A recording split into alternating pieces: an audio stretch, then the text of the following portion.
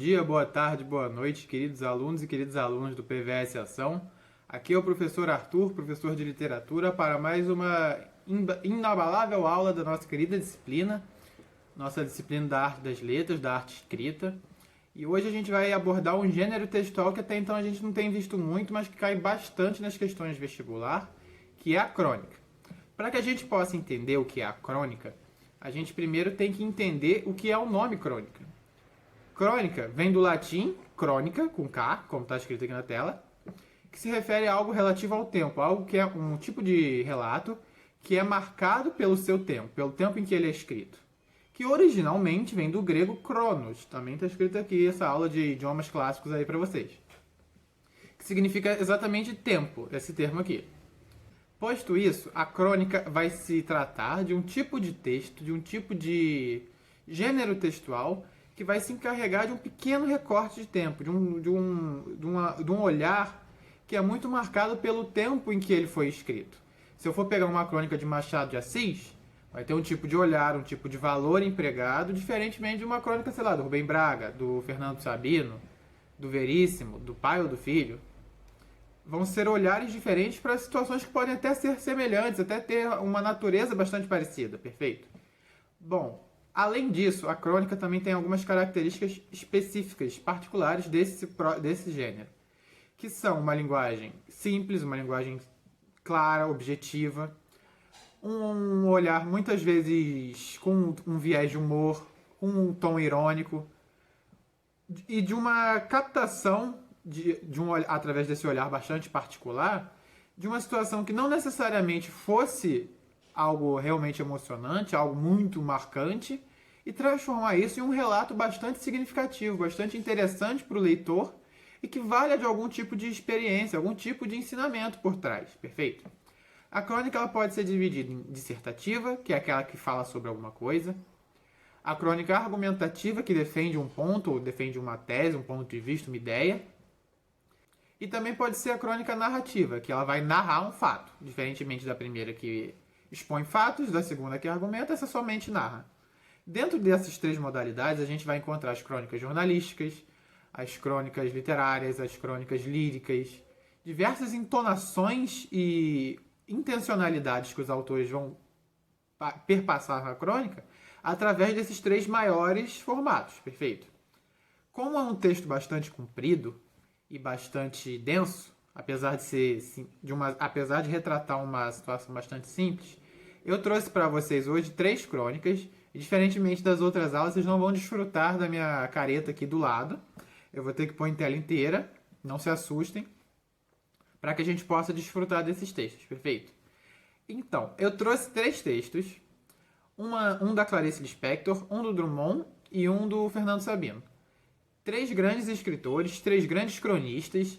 Aqui tem uma lista aqui de grandes nomes da nossa crônica nacional. Todos eles são autores de outros gêneros, óbvio. Todos eles são autores importantes, como todos os autores são, na maioria das vezes. E que escreveram e se notabilizaram por excelentes crônicas. Vale lembrar, antes da gente começar a nossa leitura, que a crônica, frente aos gêneros literários todos, é considerada um gênero menor. E, segundo o professor Antônio Cândido, graças a Deus, é considerado um gênero menor. Por quê? Porque ele aproxima-se do leitor, aproxima-se de nós, do público comum, que pode não ser um leitor assíduo de literatura, mas se deparar com uma crônica que ele se identifique com a situação ou com o olhar que o autor utiliza para escrever, e daí ele começa a ler e gosta e se aventura em outras crônicas. Portanto, a gente nunca vai ver um ganhador de Nobel cronista, somente cronista. A gente nunca vai ver um grande prêmio específico de literatura, que não seja só para crônica, dada para um cronista. Porque a crônica é um gênero menor, é como se fosse uma partida amistosa que os jogadores, os autores no caso, participam somente por diversão e expõem ali grande parte da sua arte. Exatamente como aqueles amistosos de fim de ano. Perfeito? Então vamos para a primeira crônica, que chama A Sensível, que é da Clarice Lispector. Foi então que ela atravessou uma crise que nada parecia ter a ver com sua vida. Uma crise de profunda piedade. A cabeça, tão limitada, tão bem penteada, mal podia suportar perdoar tanto. Não podia olhar o rosto de um tenor enquanto este cantava alegre. Virava para o lado o rosto magoado, insuportável, por piedade, não suportando a glória do cantor. Na rua, de repente, comprimiu o peito com as mãos enluvadas, assaltada de perdão. Sofria sem recompensa, sem mesmo a simpatia por si própria. Essa mesma senhora, que sofreu de sensibilidade como de doença, escolheu um domingo em que o marido viajava para procurar a bordadeira. Era mais um passeio que uma necessidade. Isso ela sempre soubera: passear. Como se ainda fosse a menina que passeia na calçada. Sobretudo, passeava muito quando sentia que o marido a enganava. Assim, foi procurar a bordadeira, no domingo de manhã.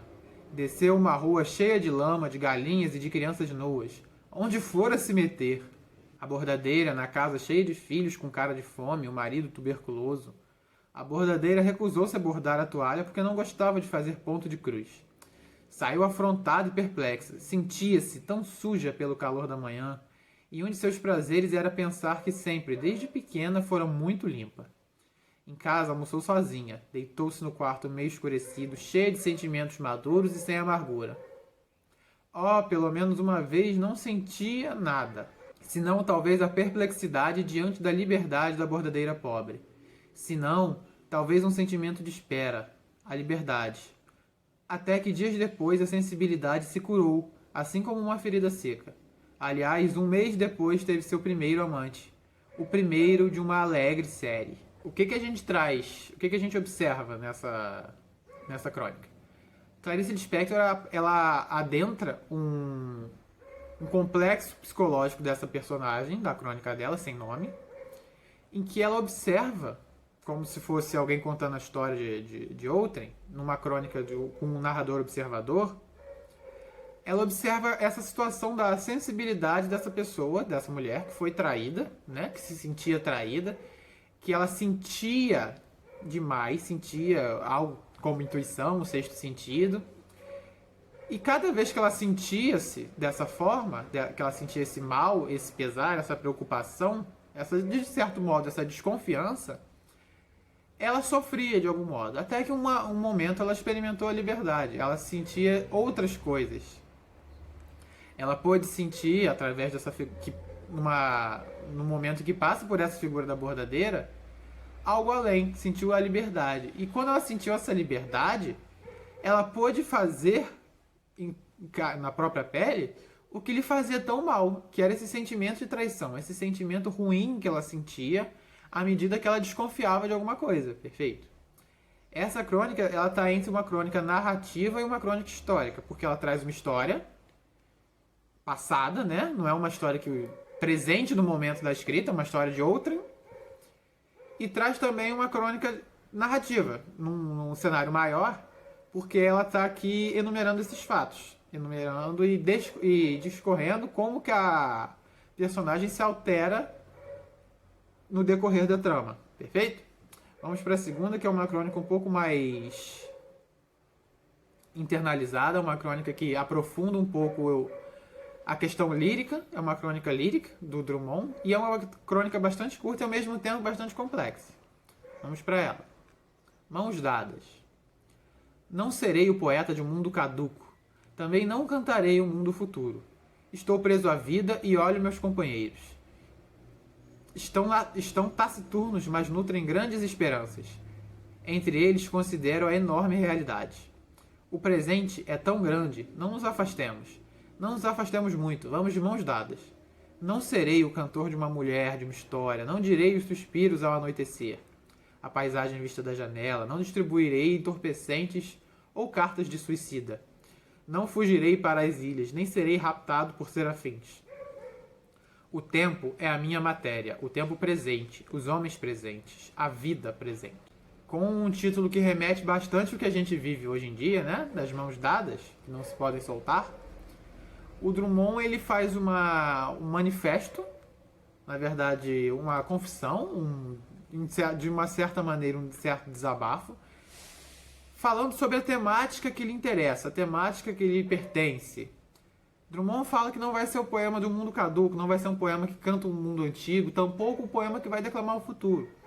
Ele vai se ater ao presente, vai se ater à vida do presente, às questões do presente, à vivência presente dele, ou seja, ele vai declamar na sua poesia, apesar de ser uma crônica, a realidade que ele vive. Ele vai se ater ao contexto, ao recorte espaço-temporal em que ele está inserido, para falar sobre isso, para retratar sobre esses aspectos. Basicamente é um caráter historiográfico que ele impõe em sua obra, que ele vai retratar a situação que ele vive para que seja lido depois, para que seja lido por outras pessoas contemporâneas a ele, para que possam aprofundar-se e até mesmo usar da poesia do Drummond para algum tipo de construção mais acurada a ponto da sua poesia, a ponto do seu contexto socioespacial, perfeito. Nesse momento ele fala justamente sobre essas mãos dadas, que é uma dele e a outra do presente em que ele vive, que elas se entrelaçam e se juntam para caminhar, ou seja, para ele falar sobre essa realidade e para essa realidade viver a escrita dele ao mesmo tempo. Consegue entender? O que eu quero mostrar com essa crônica? Que apesar de ser um texto curto e muitas vezes um texto com uma linguagem bastante simples, é um texto que pode ter uma potencialidade lírica, uma potencialidade literária bastante latente. Porque ela pode trazer um olhar para uma coisa bastante simples que a gente nunca tinha tido. Perfeito?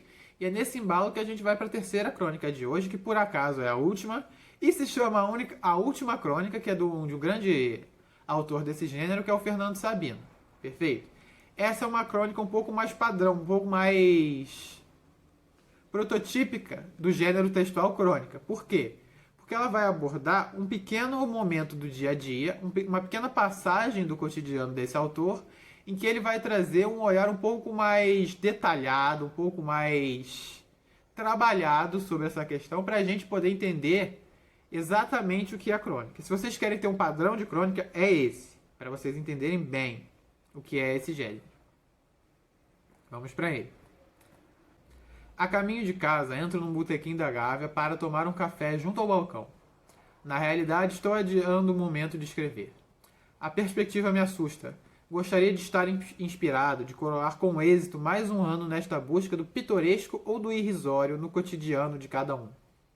Eu pretendia apenas recolher da vida diária algo de seu disperso conteúdo humano, fruto da convivência que a faz mais digna de ser vivida. Visava ao circunstancial, ao episódico. Nesta perseguição do acidental, quer num flagrante de esquina, quer nas palavras de uma criança ou num acidente doméstico, torno-me simples espectador e perco a noção do essencial. Sem mais nada para contar, curvo a cabeça e tomo meu café, enquanto o verso do poeta se repete na lembrança. Assim eu quereria o meu último poema. Não sou poeta e estou sem assunto. Lanço então um último olhar fora de mim, onde vivem os assuntos que merecem uma crônica. Ao fundo do botequim, um casal acaba de sentar-se, numa das últimas mesas de mármore ao longo da parede de espelhos. A compostura da humildade na contenção de gestos e palavras deixa-se acrescentar pela presença de uma menina de seus 3 anos, laço na cabeça, toda arrumadinha no vestido pobre, que se instalou também à mesa. Mal ousa balançar as perninhas curtas ou correr os olhos grandes de curiosidade ao redor. 3 seres esquivos que compõem em torno à mesa a instituição tradicional da família, célula da sociedade. Vejo, porém, que se preparam para algo mais que matar a fome. Passo a observá-los. O pai, depois de contar o dinheiro que discretamente retirou do bolso, aborda o garçom, inclinando-se para trás na cadeira e aponta no balcão um pedaço de bolo sob a redoma. A mãe limita-se a ficar olhando imóvel, vagamente ansiosa como se aguardasse a aprovação do garçom. Este ouve concentrado o pedido do homem e depois se afasta para atendê-lo. A mulher suspira, olhando para os lados, a reassegurar-se da naturalidade de sua presença ali. A meu lado, o garçom encaminha a ordem do freguês. O homem atrás do balcão apanha a porção do bolo com a mão, larga-o no pratinho. Um bolo simples, amarelo escuro, apenas uma pequena fatia triangular. A menina, contida na sua expectativa, olha a garrafa de Coca-Cola e o pratinho que o garçom deixou à sua frente. Por que não começar a comer? Vejo que os 3, pai, mãe e filha, obedecem em torno à mesa um discreto ritual. A mãe remexe na bolsa de plástico preto e brilhante, retira qualquer coisa. O pai se mune de uma caixa de fósforos e espera. A filha aguarda também, atenta como um animalzinho. Ninguém mais os observa além de mim. São 3 velhinhas brancas minúsculas que a mãe espeta caprichosamente na fatia do bolo. Enquanto ela serve a Coca-Cola, o pai risca o fósforo e acende as velas. Como um gesto ensaiado, a menininha repousa o queixo no mármore e sopra com força, apagando as chamas. Imediatamente põe-se a bater palmas, muito compenetrada, cantando num balbucio a que os pais se juntam discretos. Parabéns pra você, parabéns pra você. Depois, a mãe recolhe as velas, torna a guardá-las na bolsa. A menina agarra finalmente o bolo com as 2 mãos sôfregas e põe-se a comê-lo. A mulher está olhando para ela com ternura. Ajeita-lhe a fitinha no cabelo, limpa o farelo de bolo que lhe cai ao colo. O pai corre os olhos pelo botequim, satisfeito como se convencer intimamente do sucesso da celebração. Dá comigo de súbito a observá-lo. Nossos olhos se encontram. Ele se perturba, constrangido. Vacila, ameaça baixar a cabeça, mas acaba sustentando o olhar e enfim se abre num sorriso. Assim eu quereria minha última crônica, que fosse pura como esse sorriso. Bom, né? Enfim, é uma crônica que tem passa por um processo de metalinguagem, porque ela fala sobre a feitura de uma crônica, no caso a própria. Ela relata como esse olhar do cronista se dá de dentro para fora, para a paisagem ao redor, para quem o cerca. Ela traz também o processo criativo do cronista, que ele vai em algum lugar qualquer em busca de uma crônica. Ele senta, vê o mundo, observa o mundo ao redor e a partir daí começa a buscar uma inspiração, um elemento interessante, um elemento que vale a ser ressaltado pela sua crônica, que vale a ser explorado pela sua criatividade no formato crônico. Lembrando que a crônica é um formato do dia a dia, é um texto de bolso praticamente, é um texto que sai, entre aspas, inesperadamente, a partir de uma situação que ocorre que gera uma inspiração e que aí nasce a crônica, perfeito? E eu acho que esse texto ele exemplifica com perfeição o que é esse processo criativo, o que é esse processo de escrita da crônica. Ele aborda uma situação pequena, uma família comprando um bolo numa confeitaria, que aparentemente pode ser a confeitaria Colombo, né? Já que se trata de uma mesa de mármore com espelhos ao redor. Ele observa essa família e dali ele já retira a sua inspiração. É aquele sorriso do pai, de celebração, de felicidade, de satisfação, que ele quer trazer para a crônica. Ele faz uma crônica inteira para no último verso falar que era aquele sorriso que ele queria. Ele até ele faz uma referência ao Manuel Bandeira no último poema, que ele fala assim que eu quereria o meu último poema, e ele faz esse diálogo com Bandeira. Ele também faz esse diálogo com a paisagem, ele faz esse diálogo com a situação. Ele traz para si referências de paisagem, de leitura, de valores. E por fim ele traz a referência máxima dessa crônica, que é justamente a alegria e a espontaneidade de um sorriso de um pai, satisfeito em proporcionar um momento de prazer para a filha. Uma família simples, que está comemorando o aniversário da filha, provavelmente de 3 anos, com uma fatia de bolo. E é isso, essa é a beleza da crônica. É extrair o máximo do mínimo. Perfeito? Deixo no Drive com vocês, para vocês, alguns exercícios de vestibular bastante pertinentes que trazem crônicas, que trazem interpretações de crônicas. E deixo também um pequeno texto que fala um pouco sobre esse olhar, que também serve como inspiração para aqueles que querem buscar algum tipo de iniciação no mundo escrito. É um texto que fala sobre a crônica e também sobre o processo criativo por trás de um texto literário, que serve muito para que vocês compreendam como se faz o texto e para que vocês possam fazê-lo também, né? Se quiserem enviar algum tipo de comentário, dúvida, crítica, pedido, sugestão, aqui está o meu e-mail, que vocês já devem ter visto 300 mil vezes nos meus vídeos. Deixo o meu agradecimento por terem assistido a aula. Um abraço para todos e nos vemos na semana que vem. Tchau, tchau!